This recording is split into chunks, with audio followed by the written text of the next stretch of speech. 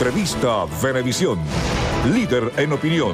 Por tu canal independiente, Venevisión. Hoy nos visita un especialista en el derecho constitucional, el abogado Gustavo Tarre Briceño. Bienvenido a Entrevista Venevisión. Muchísimas gracias, Eduardo. Varios temas en el interés de la opinión pública. Comencemos por el caso María Corina Machado, el anuncio hecho por el propio presidente de la Asamblea Nacional, Diosdado Cabello, en el sentido de que ella cesaría sus funciones, sería destituida de su rol como parlamentaria una vez que decidió ir hasta instancias de la OEA aceptando una responsabilidad en nombre del gobierno de Panamá. ¿Cuál es la lectura que usted le hace a este asunto? Bueno, hay algo que salta a la vista, Eduardo, y es que un diputado que es elegido por el pueblo difícilmente puede ser destituido por la directiva de la Asamblea. Ya eso suena raro, ¿no? ¿Cómo puede el presidente de la Asamblea decir fulano de tal dejó de ser diputado? Bueno, ahí hay algo que de entrada tiene ruido. Pero el presidente de la Asamblea fundamentó su decisión en 2 artículos de la Constitución y creo que vale la pena examinarlos para ver si realmente esos artículos son aplicables y producen las consecuencias que el diputado Cabello anunció. El primero de los artículos invocados por la directiva de la Asamblea para decir que María Corina Machado ya no es diputado es el 149. ¿Qué dice el artículo 149? Los funcionarios públicos y funcionarias públicas no podrán aceptar cargos, honores o recompensas de gobiernos extranjeros sin la autorización de la Asamblea Nacional. Breve comentario sobre este artículo. Este artículo forma parte de la sección tercera del capítulo correspondiente al poder público, que se refiere a la función pública. Y ese artículo está absolutamente limitado a los funcionarios de la administración pública. De hecho, si vemos todos los artículos que integran la sección que va del 144 al 149, observamos que rigen cómo ingresa un funcionario público, el régimen de concurso, el régimen de ascenso, el régimen de jubilación, todo el sistema que rige la función pública. La referencia a la ley que lo rige es al estatuto del funcionario público, antes ley de carrera administrativa, es decir, esto no tiene que ver ni con los jueces, ni con los funcionarios del Poder Ciudadano, ni con los funcionarios del Poder Electoral, y mucho menos con el Poder Legislativo. En consecuencia, el artículo 149 no es aplicable. Ahí viene un primer, vamos a decir, error de la directiva de la Asamblea. Pero luego se invoca el artículo 191. El artículo 191 podría parecer más interesante. Dice así: los diputados o diputadas a la Asamblea Nacional no podrán aceptar o ejercer cargos públicos sin perder su investidura, salvo en actividades docentes, académicas, accidentales o asistenciales, siempre que no supongan dedicación exclusiva. Entonces, la pregunta que habría que hacer es si la diputada Machado aceptó un cargo. Y veamos qué fue lo que ocurrió y qué es lo que ha ocurrido en la OEA en diferentes oportunidades. Eso es muy importante. ¿Qué fue lo que aceptó? ¿Cuál es su rol? Y si hay algún tipo de precedente. Así es. ¿Qué fue lo que aceptó? Fue poder hablar desde la silla de Panamá ante la Organización de Estados Americanos y expresar criterios que no son los de la representación del gobierno de Venezuela. Esto ha ocurrido otras veces. El propio Panamá ya lo había hecho en la crisis nicaragüense, y antes de la caída de Somoza, etcétera, le había dado oportunidad a la oposición nicaragüense de expresarse en la OEA. Venezuela lo hizo en el año 2009, en el golpe de Estado que depuso al presidente Manuel Zelaya, el propio embajador Roy Chatterton, y fíjense ustedes los problemas que tiene la doble moral o la doble visión del derecho, cedió la silla de Venezuela a quien había sido canciller del presidente Zelaya, una señora llamada Patricia Roda. Esa señora habló desde la silla venezolana, nadie se opuso a que hablara y que la sesión fuera pública, y expuso el criterio del presidente derrocado. La pregunta es, ¿esa señora pasó a ser funcionario público venezolana? ¿Cobraba sueldo? ¿Estará todavía allí? ¿Habrá sido jubilada? Pues absolutamente no. Esa es una cosa absolutamente circunstancial, mucho más que un cargo, es una acreditación para poder hablar. Pero si vamos a la letra de la Constitución, recordamos lo que acabamos de leer ahorita. No pierden la investidura los diputados que acepten un cargo, a menos que ese cargo sea un cargo docente, académico, accidental o asistencial. Yo fui diputado durante 20 años y era profesor universitario, profesor a tiempo convencional, daba clase muy temprano en la mañana, y ese cargo estaba exceptuado cuando yo acepté ser profesor. Bueno, lo era desde antes de ser diputado, pero simultáneamente yo era profesor universitario y diputado del Congreso Nacional. Aquí está indicado que la docencia es una excepción.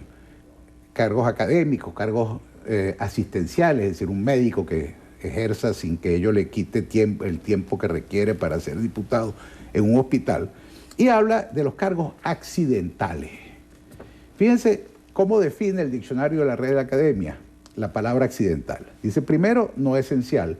Segundo, casual, contingente. Y tercero, dicho de un cargo que se desempeña con carácter provisional. ¿Cuánto tiempo duró María Corina Machado como representante de Panamá en la OEA? Unas horas. ¿Ella recibió un nombramiento formal? No. ¿Ella cobró sueldo por Panamá? No. Por lo pronto, la propia legislación panameña establece que para ser miembro del cuerpo diplomático panameño hay que ser panameño. Ella no lo es. Entonces, evidentemente no se trataba de un nombramiento. Ahora, doctor Tarre, después de este análisis jurídico, esta interpretación de derecho que usted ha hecho, vamos a los hechos. ¿Y qué es lo que ve ocurrir mañana una vez que María Corina Machado dice, sigo siendo diputada y voy a asistir a la sesión? Jurídicamente sigue siendo diputada y la única forma de impedir que ingrese es impedírselo por la fuerza, pues le pondrán una barrera de militares, de guardias nacionales para que no entre, pues evidentemente si eso se hace así, no podrá entrar, pero se ha violado la Constitución. Pero quisiera explicar a los televidentes, Eduardo, ¿por qué existe esta disposición? ¿Por qué se establece que cuando un diputado acepta un cargo público, pierde la investidura de diputado? Esto se remonta a mediados del siglo pasado, desde el comienzo del siglo pasado. En los congresos de Gómez, de López Contreras y de Medina, se acostumbraba de que los funcionarios públicos renunciaban a la dirección de un ministerio, a un cargo, iban al Congreso. El Congreso sesionaba unos pocos meses al año, eran diputados y senadores, luego renunciaban a la condición de diputado y senador y volvían a ejercer el cargo público. Se decía que era un Congreso de empleados y evidentemente no había ninguna independencia del Poder Legislativo si los senadores y los diputados eran empleados de la administración pública. Y por eso se prohibió. Esa es la razón de ser de la norma, es la única razón de ser de la norma. Y la condición de diputado, en consecuencia, por el carácter democrático de la Constitución, se pierde por la vía de un referéndum revocatorio, cuando los electores que eligieron a María Corina Machado no estén de acuerdo con la forma como ella los representa, pues se recogen la firma y se hace un referéndum. También puede ocurrir que el mandato cese por muerte del diputado, porque culminen los 5 años del mandato, porque el diputado renuncie de manera expresa. Es decir, son diferentes causales y la última es que el diputado sea condenado en sentencia definitivamente firme por un tribunal de justicia. Es decir, un diputado mata a una persona y es condenado por homicidio y la sentencia es confirmada, pues evidentemente no puede seguir siendo diputado. Pero la democracia nos indica que quien pone el diputado es quien lo quita. Es decir, a María Corina lo puso el pueblo de Latillo, Baruta y Chacao y solamente la puede quitar esos electores, no la directiva de la Asamblea. Doctor Tarre, en provecho del tiempo vamos a pasar a otro tema igualmente interesante para la interpretación jurídica. El caso de los alcaldes de San Diego en Carabobo y de San Cristóbal en Táchira. Scarano y Ceballos han sido condenados. ¿Cuál es su lectura? Bueno, ¿qué ocurrió allí? Todos nosotros, Eduardo, y lo sabemos, tenemos derechos que la Constitución nos otorga. Uno de esos derechos es la libertad de tránsito. Yo tengo derecho a transitar de conformidad con la ley por el territorio nacional. Unos ciudadanos se presentaron al Tribunal Supremo y dijeron, miren, hay unos señores que colocan barricadas en las calles y no me dejan transitar, están violentando mi derecho. E introdujeron lo que se llama un recurso de amparo que existe precisamente para eso. Cuando uno le vulnera un derecho, uno recurre al tribunal para que el tribunal restablezca el derecho infringido. Bueno, el tribunal oyó a estos señores y emitió un mandamiento de amparo en el cual le ordenaba a los alcaldes de los municipios San Diego y San Cristóbal que removieran los obstáculos. A los 2 o 3 días, el tribunal se volvió a reunir y decidió que los alcaldes no habían acatado el mandamiento, no habían removido los obstáculos. Había que ver, en primer lugar, qué habían hecho esos alcaldes. En segundo lugar, si tenían la posibilidad de remover esos obstáculos. Pues uno se pregunta que eso se ha podido ser aplicado al alcalde del municipio Libertador, Jorge Rodríguez, que no removió obstáculos que había en Caricuao, que ha habido en Catia, que ha habido en muchas urbanizaciones y barrios del oeste de Caracas, y él, pues nadie lo ha destituido. Entonces, ¿podían ellos remover esos obstáculos? ¿Tiene la policía municipal la potestad y la dotación para remover esos obstáculos? Bueno, todas esas cosas había que considerarlas, pero vamos a suponer que efectivamente los alcaldes no acataron el mandamiento.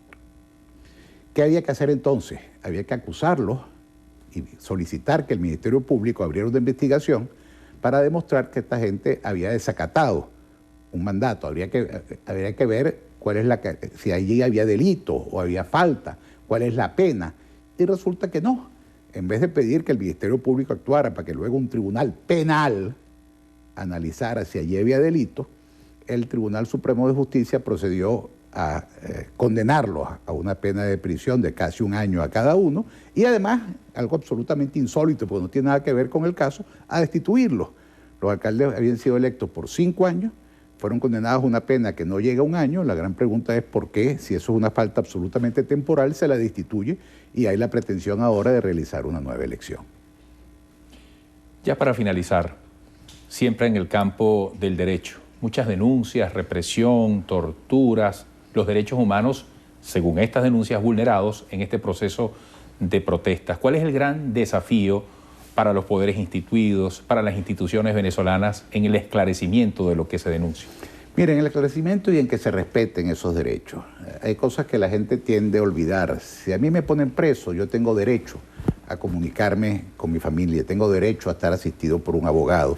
No me pueden dejar detenido indefinidamente. Es decir, hay unas garantías mínimas, que es lo que se llama el debido proceso, que deben serme respetadas. Hay una presunción de inocencia. Hasta que un tribunal no declare que yo soy culpable, yo soy inocente. No me pueden estar llamando asesino, ni guarimbero, ni insultando por los medios de comunicación. Muchísimo menos ser sometidos a tortura o a maltrato. Y muchísimo menos pueden haber utilización de armas de fuego que han producido fallecimientos como lo que hemos visto en estas manifestaciones, en estos trastornos de orden público. Cuando una escopeta de perdigones que tiene que ser usada a gran distancia y usa unos perdigones de plástico con la intención de que no tenga efectos letales, se dispara a quemarropa, ya eso deja de ser una acción que busque restablecer el orden público para transformarse en un homicidio. Doctor Gustavo Tarre Briceño, gracias por esta visita.